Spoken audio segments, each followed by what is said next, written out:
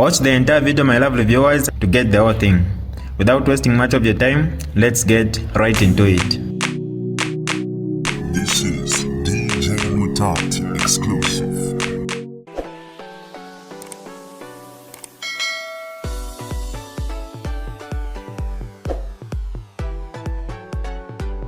Hi lovely viewers, it's me again, your one and only Mutati Mpundu.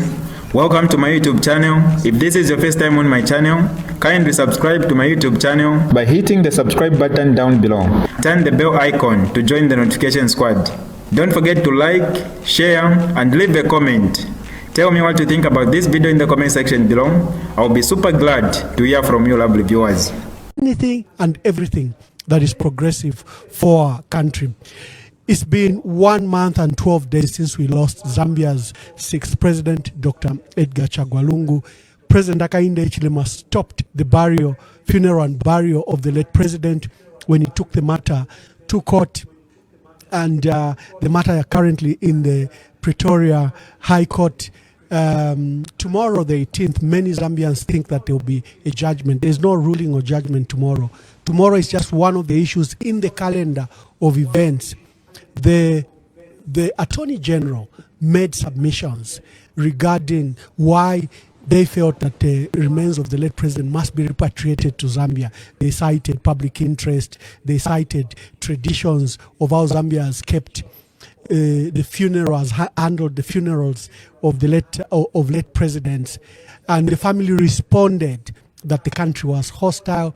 The government of President Hakainde Hichilema was hostile, and it was their wish that for the moment that President Edgar Lungu lies in South Africa. So tomorrow is a deadline for the Attorney General to make a response to the former First Lady's rebuttal on why she wants the late president to be buried in South Africa. Today we saw elements that we know. They call themselves progressive forces of South Africa. There's nothing progressive about them. These are elements of the UPND. I was ambassador in South Africa.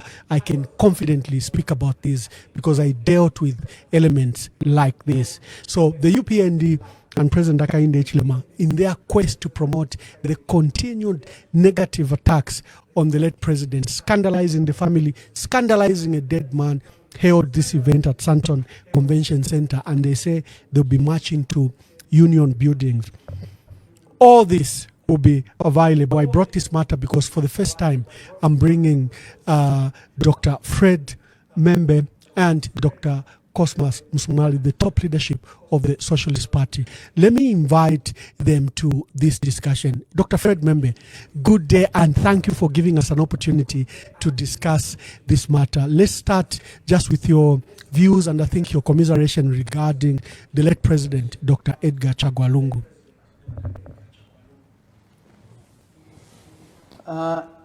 It's sad to lose someone you have known for more than 46 years, 47 years. I've known President Edgar Lungu since 1978. He was not President Lungu there. He was simply Edgar to me. He was Mwana. We have had a period of more than 7 years, from 2014 until 2023, without seeing each other or talking to each other. Since Mr. Sata died, I'd never had a conversation or a phone call with Edgar. The first time I met him was in October 2023 on a plane. We were coming from the inauguration of President Mnangagwa, and I was sitting behind him. So we chatted for the 40 minutes or so flight from Harare to Lusaka. He wanted to talk about politics. I said, Mwana, let's not talk about politics for now. Me and you have not been talking to each other for more than 7 years. Things went horribly wrong between the two of us. Let's deal with that first. I don't want, if I die today, you are not able to come to my funeral. because you don't know how my people receive you. He said to me in his usual joking style, no, Mwana, you are not dying anytime soon. I said, all of us will die, including yourself. I don't want when you die, I'm not able to come to your funeral because I don't know how your people receive me. From there, we started talking to each other, exchanging text messages, and so on. To lose him in the way we lost him is very sad. To lose someone you have known for a long time, who you thought maybe will leave you on this planet, or you may perish the same day, to lose him in such a way that I found to be reckless. I have no doubt on my mind that if Edgar was allowed to attend medical services as they fell due, he would still be with us today.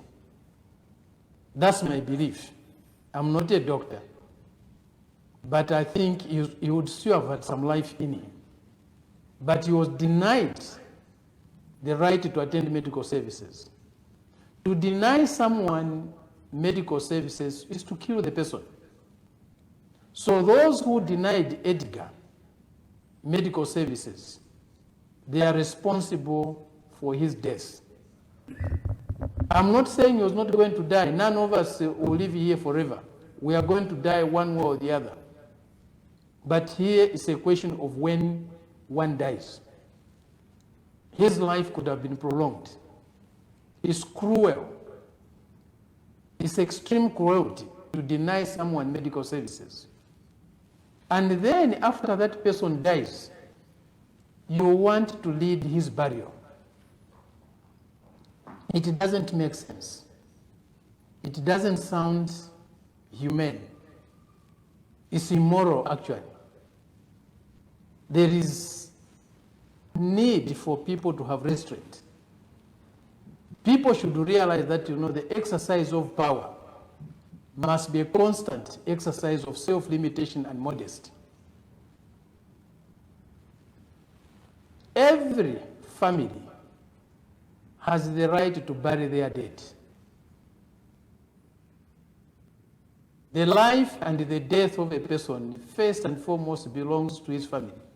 Yes, we are born in a bigger community, we are born in a nation, but the first responsibility over our lives, including our death, is the family in which we are born.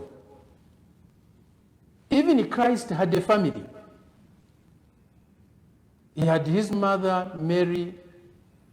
He had his father, Joseph, on earth. That means a family is very important to someone. We have a case in Nigeria. Former president of Nigeria, General Buhari, has been buried behind his house, in his backyard, by his family. The pictures are there for all to see. Yes, he's a Muslim. Edgar was a Christian. But we are all Africans. We are all Africans. And we belong to the Commonwealth. Our laws are similar in many respects. Why are they so insistent on having the rights over Edgar's body, when they had no right over his life? They repudiated him in life. They humiliated him in life. What dignity do they want to give to his body? Is his body more important than his life? They humiliated him. They treated him in the most unfair of ways. I don't think they have a right, and I have no doubt, and even themselves know it, that the South African courts will not rule their way. And that's why they are hiring all sorts of unscrupulous elements to go and demonstrate, to go and protest for the return of Edgar's body to Mr. Hakainde Hichilema, as if Mr. Hichilema owned Edgar.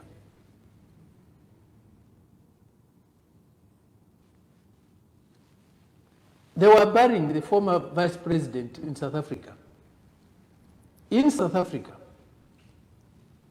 the burial was only attended by family members. They excused themselves, please remain here. We are going to bury our dead. We'll find you when we come back. Everybody remained in South Africa. And that's where we have taken the case. I fail to understand the desperation of our government. I fail to understand the desperation of Mr. Hakainde Hichilema over Edgar's body. What do they want to do with it? For what? What honor do they want to give him that they didn't give him in his life? Was he treated honorably up to the time he died? He was stripped of every form of honor. Deliberately so, intentionally so. It was not an oversight, it was deliberate. And they explained why they removed all sorts of honors from him. Why do they want to give it to him in death? Let Edgar's family bury him the way they want. If they want us to attend, we'll attend. If they say, no, this is closed, we'll only have invitations, we'll respect that. Even me, I'll have no quarrel if I'm excluded from burying him. Even if it's something that we had resolved with Edgar, that if I die, he'll bury me. If he dies, I'll bury him. But if the Lungu family today decides only a few selected people they want to attend should attend, I'll respect that. And I'll have no quarrel with them. They have every right to do so. This behavior is leading to unnecessary speculation. If you are wanga, if you are ingira monomba. And you can't blame people for thinking that way. Why should you insist to have a board of someone who is not your relative, who is not even your friend, somebody you hated?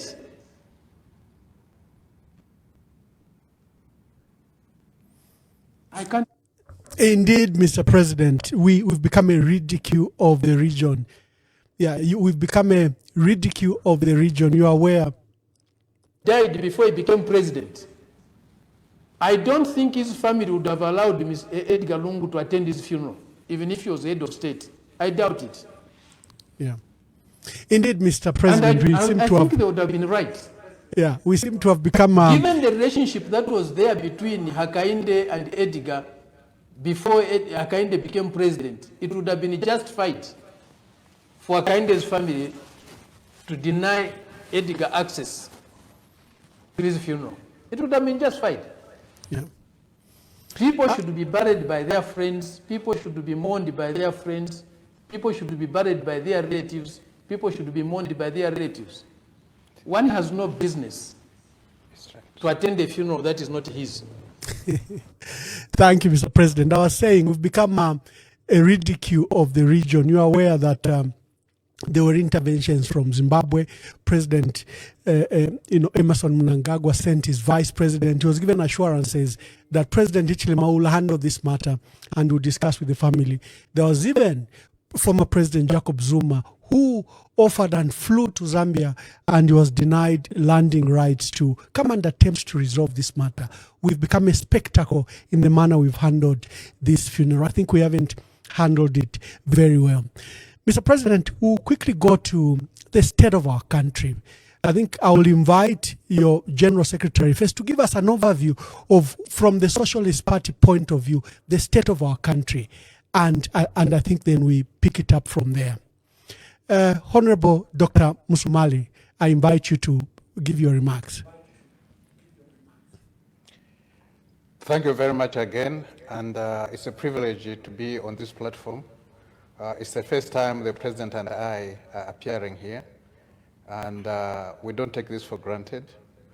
And we appreciate the fact that we are able, through this platform, to share some of our ideas, our principles, and also what we foresee for this country.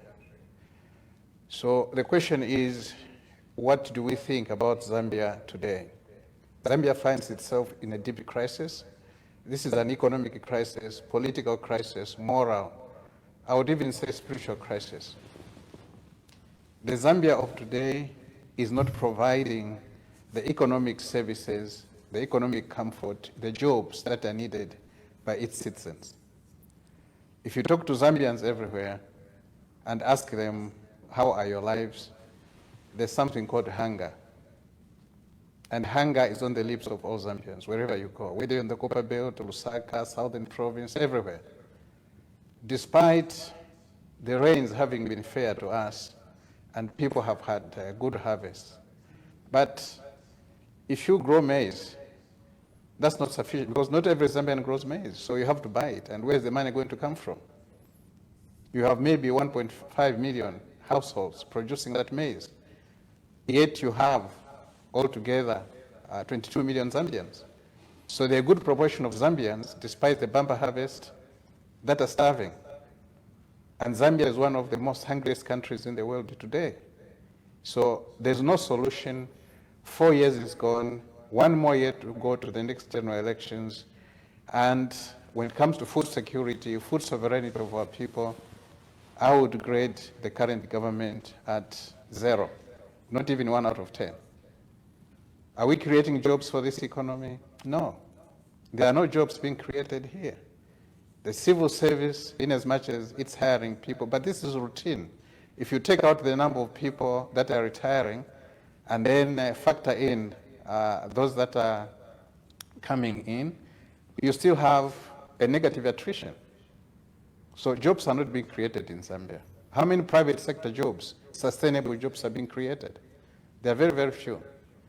You have a situation of those that are in business today. And when you talk to a lot of businesses, especially Zambian-owned small businesses, they will tell you that the business environment is miserable. There isn't cash, there isn't enough liquidity going around this country to sustain the type of business our Zambians are involved in. And those in services, for example, normal services are said it will be a little bit recession-proof in certain areas, even when, for example, the real sector with commodities and so forth are doing badly. But even services today are terrible in shape. So the financial sector is not doing well. Insurance is not doing well. You get into consulting services, they are not doing well. And how would they do well if the rest of the economy is not doing that well? You can't point to one particular driver today of the economy that you say this is performing extremely well. They are pointing to copper mining, for example, or to mining in general. But mining, who owns the minerals? Who owns the mines? These are foreign owned. And how much money are we getting out of them? We are giving them all the mineral royalties and everything else. We don't own what we call our minerals. They are not our minerals, because if we owned them, we would be getting the best, we would be getting the dividends from them, but we are not doing that today. If you talk about the economy again, we are in crisis. Politically, this country has never been that divided before.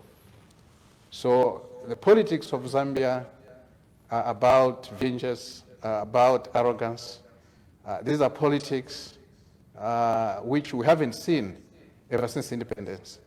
This country is fragmented today. It's divided along regional lines. Yes, Zambia has had that since independence, but this is heightened. This is a situation that in living memory is actually frightening. And we do not see the leadership capable of moderating it, of steering the course. If anything, the leadership is the problem. Hakainde himself and the UPND are a liability to this country. So politically, we are not doing that well. That's why we are even not able to allow the burial of a former president. Even that is an issue. The opening statement from President Membe here has elaborated how naive, arrogant, insensitive Hakainde and his government are. Socially, morally, spiritually, we are not there as a country. And there's a lot of infighting. There's a lot of insults being traded everywhere. And the government is taking the lead in doing that. People of God, church leaders are being insulted. They are being called all names. They are being called, they are the Lucifers and all that. Where have we ever heard that before? So we find ourselves in a country that is literally on autopilot. Autopilot at least is being steered. But in this case, we are moving into circles, a vicious circle. So again, from the Socialist Party point of view, Hakainde and the UPND are a failed project, a one-term project. And Zambians are not dumb. The young people that voted in millions in 2021 are the ones that have lost out quite a lot. And these are complaining on a day-to-day basis. They may not be vocal, they may not be part of the vuvuzelas that are out there saying all is well. That time is coming, and we only have a year to go. Thank you, Mr. President. Mr. General Secretary, Dr. Cosmas Musumali. Let me bring in the President again. When you listen to President Hakainde Hichilema, I took time yesterday when he officiated at an investment forum. Sadly, it was, attended by mostly civil servants than investors. But the point is, when you listen to him, he's very hopeful that he has put the country on the right path. He's saying the target for export of copper will reach 1 million. He says he has resolved the crisis in the mining sector, Luansha Mine, KCM, Mopani, and he says Barrick Gold and First Quantum are investing $1.2 billion and $1.3 billion respectively. He says he's resolved issues like Kalengwa Mine. Then he touts himself the issues of CDF, that he has brought money to the districts or to where the people are, and that he has done recruitment of these health and teachers. And he claims he has brought peace in the country. Mr. President, I want you to speak to those issues. Thank you very much. These small eyes of mine, these tired eyes of mine have seen the evolution of many things. But what I'm seeing today is frightening. What I'm seeing today can lead to despair. If one's objectives are not very clear, one can give up. The statistics from Zamstats for the 2022 Living Standard Survey tell it all. Poverty in this country has moved from 54% to 60%. That's the average national poverty. Rural poverty has moved from 76.6% to 78.8%.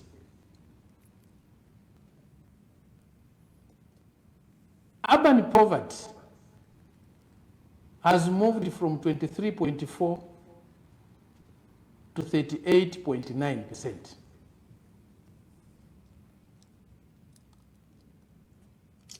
The poorest province today, which is the province where I come from, Muchinga, has poverty levels of 82.6%. The poverty has increased from 69.3% to 82.6%. Poverty in Lusaka, the capital province, has moved from 20.2% to 27%. Poverty on the Copper Belt has moved from 30.8% to 35.9%.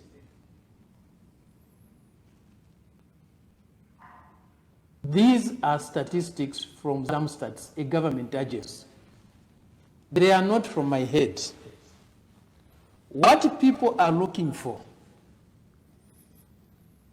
is not ideas in my head or ideas in Mr. Hichilema's head. What people are looking for is an improvement in their living conditions, an improvement in their material conditions. They want to live better and in peace. And they are seeking this for themselves and their children and children's children. It's not what Mr. Hichilema claims that really matters, or what I may claim to be the situation that really matters. What matters is what the people feel. How do they feel about the life they live? Have their material conditions on a day-to-day basis improved? Are they living better than they lived before? Are they living in peace? With these poverty levels, there can't be peace in the home. There can't be a better life in our households. If there are improvements in this economy, if there are improvements in the living standards of our people would say so. Our people are generous people. Our people don't actually want to tell each other that things are not well. The general thing with our people is if you greet them, even if they have not eaten for 2 days, Mulishani, we know. Everything is fine to them. When you start to hear them saying things are not okay, it means things are very bad. Umuzambia nangu aline ensala alire 2 days wa musanga munchira mulishani bane wino kulishani kunganda fine.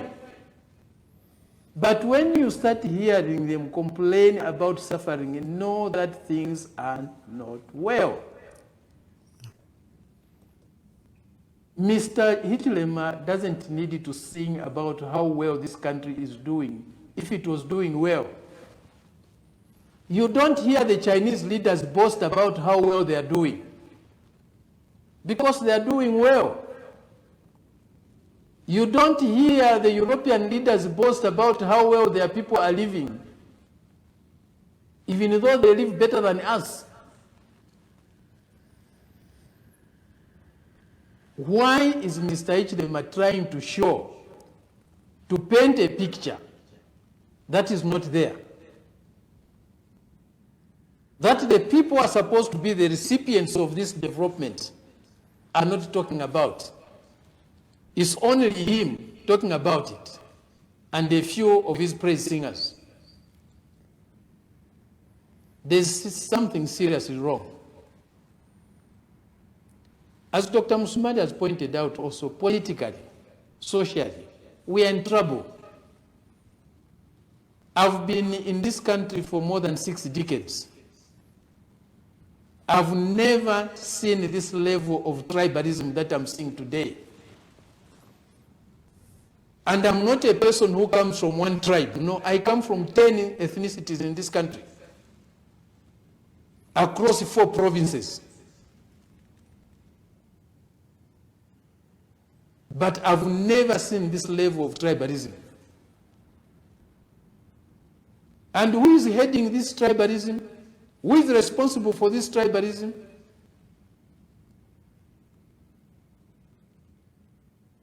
Those who want to point out that there's a division in our country, there's tribalism in our country, they are arrested and prosecuted. And mainly those being prosecuted for such offenses are from one region of the country. Are they the tribalists? Pointing out tribalism is being a tribalist is hate speech. If pointing out tribalism is hate speech, then I'm guilty. Come and arrest me. Yes, Mr. President. It is I very feel it. clear. In fact, I live President in a Hakainde family Hichilema. of many ethnicities. Yeah, President Hakainde Hichilema has even crafted these new, oppressive laws that literally criminalizes any discussion on ethnicity and tribe. When you point out his tribal appointments, you be called tribal. They will accuse you of tribalism. When you expose, how entrenched the practice of tribalism is in his government, we have the cases of Munia Zulu and Maureen Mawonga, who are actually, jailed for pointing out the tribalism or or condemning the tribal talk. This brings me to the issue. What should be the solution to our country? I think there is an agreement that the state of our country is in, despite the hopeful messages from President Hakainde Hichilema, the state of the country is without dispute in a terrible crisis. What should be done? Many are pointing to the opposition as a solution, but then they accuse you that you are fragmented, that you want to work in isolation, that you're not coming together, that you are Zambians even have an ideal situation where they hope that the opposition can front one candidate.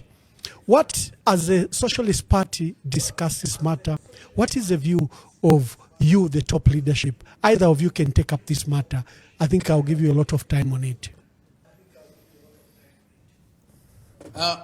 Ambassador Mwamba, the first step in solving any problem is to admit its existence.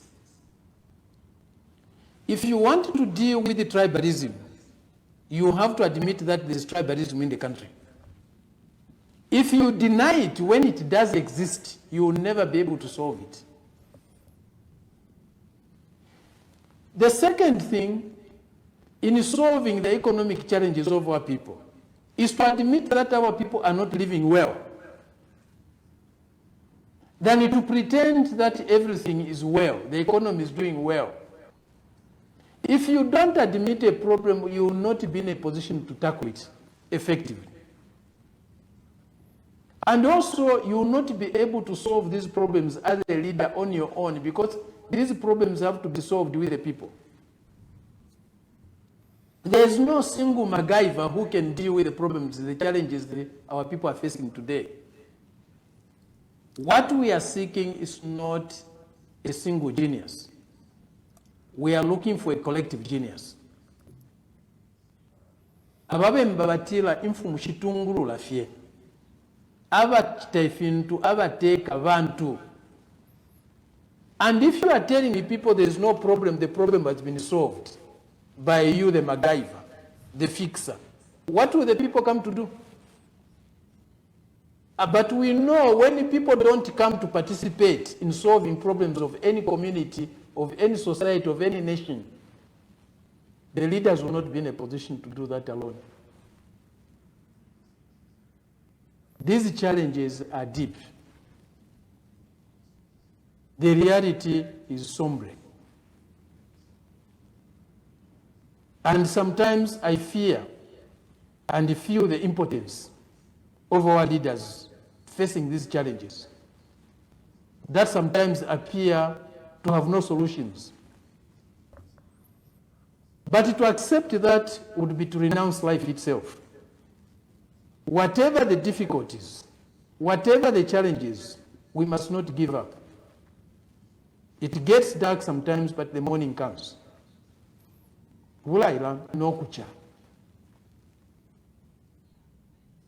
So these problems need unity. Unity of the opposition, unity of all our people. Unity of the business people, unity of the religious leaders, unity of the traditional leaders, in addition to the unity of the political players. We need the participation of all our leaders. And the politician is not the only leader. We have traditional leaders, these are authentic leaders of our people. We have religious leaders, these are authentic leaders of our people. We have business leaders. These are authentic leaders of our people. We have the intellectuals. We have the trade unionists. We have those in the cooperatives. And we have those in the diaspora. This country needs the participation even of those in the diaspora. For those in the diaspora to participate, they don't need to come back to Zambia. We actually don't need them now here. They will do much better being where they are, but participating in so many ways in what is going on. We need more research institutes in which our intellectuals who are in the diaspora can participate without coming here. I have a friend of mine, a former classmate of mine, Professor Mr. Charles Malata, one of the best top surgeons, plastic surgeons in the UK. I was with him from 4, from 5 at St. Francis Secondary School, Malole. He was the best student of that year. We came with him to UNZA, finished. He did his master's at UNZA, medicine, went to the UK, Cambridge, finished his PhD. Even if we brought Charles Malata back to Lusaka, to Zambia, what is he going to do? But Charles can participate in the affairs of this country by leading one of the research institutes in plastic surgery. And the government should pay for that. Probably will not even be able to pay him. There are many, many Zambians in the diaspora who this government, our government, successive governments, not only this government, cannot account for. Don't know even what they are doing. Don't know even that they are Zambians. So even if they came back, what are we going to do with them? And they will frustrate them and kill them with depression. But they still can contribute. We want all our people to participate. And to do that, it's not just changing a president, changing the party in power. Kuchinja emitekere, tekuchinja fechi panichire teka nakatika, kuchinja emitekere. This country needs a different type of governance. A governance that increases the participation of our people. Right now, the participation of our people is very limited. That's why we have even a constitution being pushed by a small group of people. One man and his followers pushing a constitution on the entire population. And you call that participation? Even the Concord had to tell him there's no participation of people in what you are doing. Go back and solicit participation. And today he's trying all sorts of tricks to evade the decision of the Concord to ensure that people participate.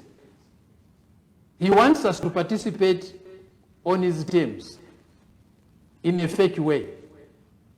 That's not the way to govern the country. Opposition unit, the Socialist Party wants opposition unit.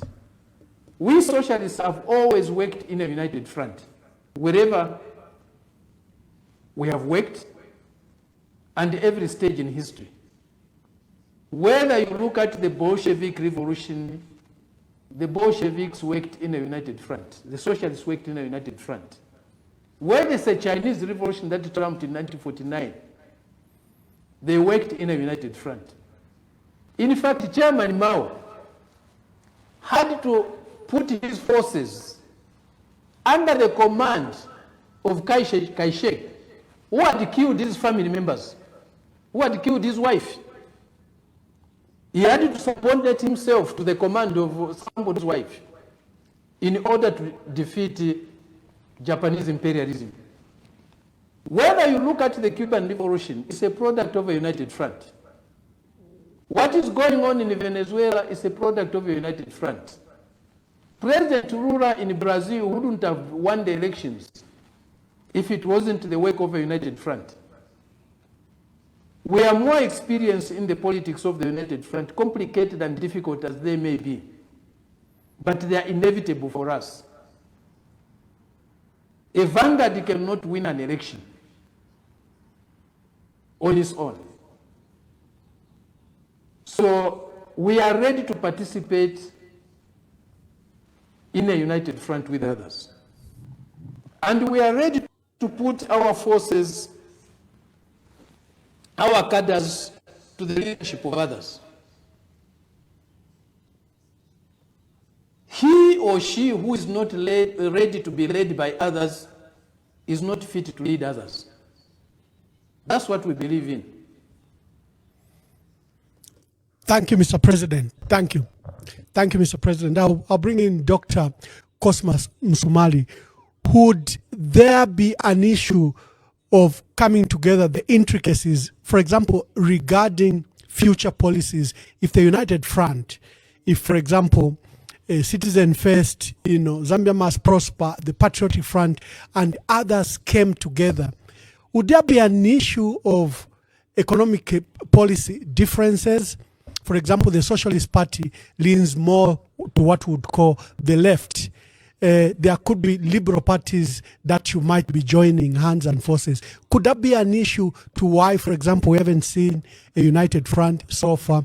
And why at this stage have we left behind other social formations like trade unions, the church, and youth, student groups? Why do we seem to have left them behind? We seem to be talking about this unity just at the top of political parties. Dr. Msumali. Maybe before Dr. Msumali comes in, Ambassador. That's okay. That's okay. You can come in. Let me set one principle under which we operate. We do not put our ideology above human beings. We put human beings above our ideology.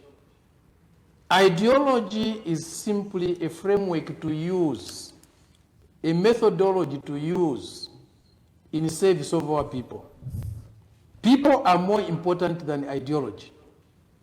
Our people are more important than our party. They are more important than the Socialist Party. So at no time have we ever put or thought of putting our people below our ideology. I wanted to make that clear. So given that we have no problems working with anybody, what our people are interested in is not the ideology we are pursuing in our heads. It's the improvement in their living conditions, in their material conditions. That's what our people are looking for. And that's paramount to us. And it guides our actions. It guides our policies. So, taking it up from there, you are asking whether that could be a problem. Maybe let me state that actually there's a lot of work that has already begun. So if you find yourselves in a crisis, your house is on fire, the first issue you do is to quench the fire. And once that is done, then you can ask other questions and move on to other agenda. So we said Zambia is in a political crisis. And that political crisis requires unity of purpose. And that unity of purpose transcends our ideological differences. We talked of, here's a country that is divided. Here's a government that is destroying all basic tenets of democracy. Here is a situation where if we gave this sitting government today another 5 years, there will be no Zambia left worth talking about after that. And indeed, given that crisis, we have to bundle, we have to come together and ensure that this government comes out. So we need that united front. We need that working together to resolve this issue. Because otherwise, none of us, none of the political players will ever get the chance to be able to implement their ideologies or their programs. So we have to come up with something that's transitional, something that helps the Zambians to to move forward, and that will help us also as a political party to move forward. Over the past 4 years, we have applied more than 27 times to hold a rally. How many times have we been given the go-ahead? None, 0. Basically, what we are being told is that as a socialist party, we do not deserve, or we are not going to be given any chance to sell our manifesto, our ideas to the Zambian masses. So why are we in politics? You have basically a dictatorship that is rooted within Zambian society that must be taken out if we ever stand a chance to communicate our ideology to the Zambian masses. So again, there is need, first of all, to ensure the UPND government is taken out of power. That's the first milestone. And as we discuss with the other political parties and other players, we are building that unity, that consensus over that issue. One, let's stop the constitutional reform. Because if these constitutional changes that they want go through, then you can forget about the 2026 elections. They would have secured themselves through hook and crook the majority that they need. Again, one, let's stop the constitutional changes. Number two, 2026, let's ensure the UPND is voted out of power. And let's have a government that comprises of the different political forces take over the state apparatus. And then that government has to ensure that it has got certain deliverables, certain milestones over the 5 years. One of them is a constitution for the people of Zambia, by the people of Zambia. The second one is to stabilize this economy to an extent where Zambians will feel like they're not second-class citizens in their own country. There's the issue of ownership. Today, what you get is that multinationals are taking over the running of this country. They are the ones that are benefiting from the proceeds, from the natural resources of this country. Mr. Hakainde and his people are basically selling this country off to themselves and to the multinationals. We have to reclaim Zambia. Number three, we have to ensure that politically, regionally, we try to bring sanity to this country. Number four, there are issues of governance. Corruption is rampant. If we had talked of corruption in the past, the one we have today is much worse than what we had before that. So there are a number of issues that must be done in that 5-year period that will give us the sanity, a little bit of chance to breathe and behave like political parties or political actors. Before that, it doesn't benefit any one of us if we are fragmented. So as a Socialist Party, we mean it and we are walking the talk. The President and I have spent a lot of our time over the past months now organizing, listening, consulting on a united front. You are talking about the ideologies. There are certain things that can be done in the 5 years after 2026 in terms of education, in terms of health, in terms of water, sanitation, and all those aspects of life that matter. We can agree on a transitional economic program that gives power to the Zambians and also ensures that macroeconomic stability does not work against the working masses of this country. Can we strike that deal? The answer is yes. We don't have options because that's what Zambians want. Zambians want to see that unity. There's an issue that you are raising that apart from political parties, are you leaving out everyone else? The answer is we shouldn't, and we must never do that. Because politicians alone, our political parties brought together, but without the trade unions being on board, without the cooperative movement being on board, civil society tagging along, or actually being part and parcel of that change, there's not going to be success in 2026. So we are busy. We may not be saying it everywhere, but we are busy contacting the traditional leaders. We are busy talking to the church leaders. We are busy talking to trade union leaders. Is it an easy undertaking? It will never be an easy undertaking because this country is divided, is fragmented, but we have made progress. From October last year up to today, I think we have made a lot of progress that was not there before. As a Socialist Party, we were inhibited to some extent by requirements that we needed, a go-ahead that we needed from Congress to work together, even enter into partnerships with other political forces. But Congress gave us the go-ahead. We had our Congress in September, and from October up to today, we have been working seriously around that. Are we in this united front in order to become the president, the vice president, this and that? We are nothing without Zambia. So being a president, being a minister, being this can never and should never be the ultimate aim of our participation in the politics of our country. There's more to be done. There are ideas to be shared. There are processes to be put in place. There are institutions of governance that must be set up. And there's work for everyone. And also, as President Membe alluded to, we should turn away from this, the president takes it all. The president cannot be the MacGyver. And also this focus on one particular individual, as if having a president, then you have created like a demigod who has all the answers. It never works that way.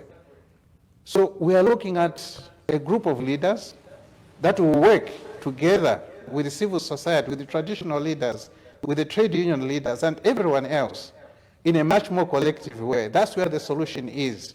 Again, it's power of the people. We have to involve the people of Zambia in running their country. And that's the only way we can beat the UPND government. We can remove them out of power and start creating a Zambia that offers better chances to its people than what we have today. Thank you. I'll throw the same question to the president, although you've answered it very adequately. We need to just backtrack. I think the reason Zambians want the opposition united is the state of the country. We are in a very desperate state. Look at the load shedding. I think the worst load shedding we've had in the last 60 years. Look at the cost of living crisis. Again, the worst cost of living crisis in living memory.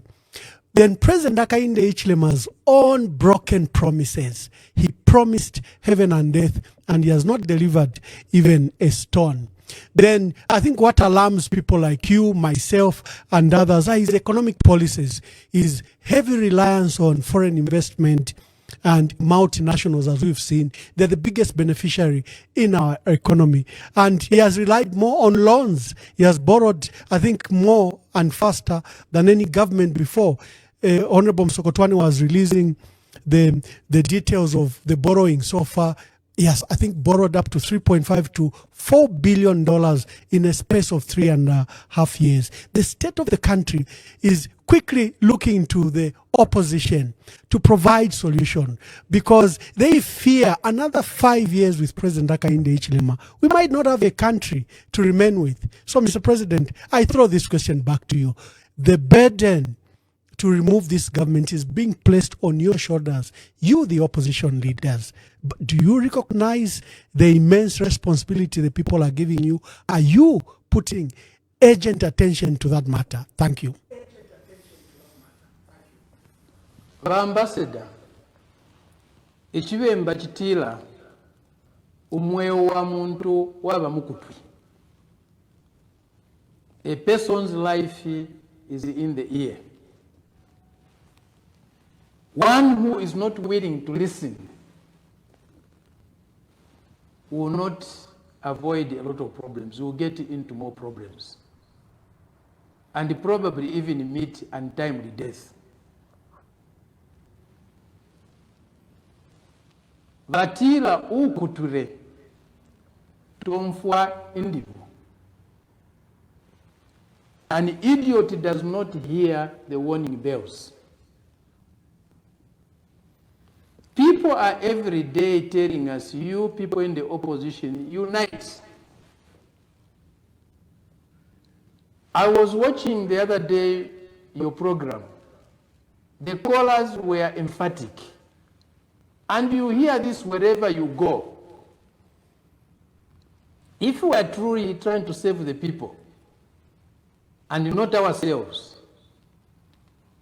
how can we fail not to listen to what the people are saying? People are telling us, you people in the opposition, unite. We have to learn to take orders. from the people.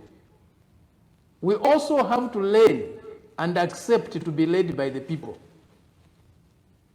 The people themselves are leading us into this united front. Yes, the people have not given us a blueprint on how this should be implemented. They have simply made a demand. There's no blueprint. It's a complex process, but we have to deal with it. Leadership is not about simple things. Leadership is about dealing with the complications of society, challenges of society, the burdens of society. You have to carry them on your head, on your shoulders. Do we have a ready-made answer on how this opposition unit will be achieved? No, we don't have. We have to put our foot in the water. We have to step on the stone to know how it feels. There were certain things we thought were easy when we embarked on this program in October last year. But we are realizing that, things are complicated. We have to do more listening than talking. And we have listened a lot to our people, to our colleagues in the opposition. There are very few people in the opposition we have not met as leaders of the Socialist Party. There are people we have dealt with who some people were saying you can't deal with those people. But unfortunately, the ones who are telling us that you can't deal with those people are our political opponents. Why should an opponent dictate to us who we should deal with? When your opponent wants to choose your friends, your allies for you, then you know there's something wrong.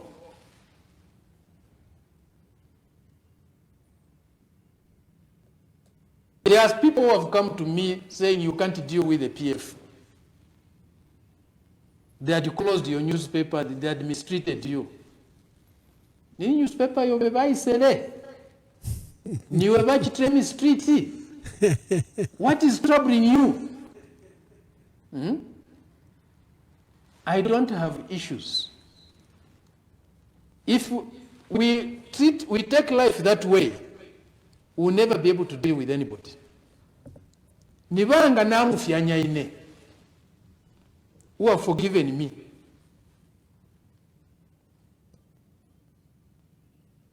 And where am I going to take these people who mistreated me? Where am I going to take them? Which planet? I have to remove them from this country. I have no choice. I have to deal with everybody. And our people want us to deal with this, with everybody. The members of the Socialist Party want us, the leaders, to deal with everybody. The supporters of the Socialist Party want us to deal with everybody. And we will deal with everybody. This is DJ Mutati exclusive. Alright, that's all for you today, lovely viewers. If you did enjoy the video, please don't forget to leave a comment in the comment section below. Tell me what you think about the video you just watched in the comment section below. I'll be super glad to hear from you, lovely viewers. Once again, I go by the name of Mutati Mpundu. I love you, peace, I gotta go.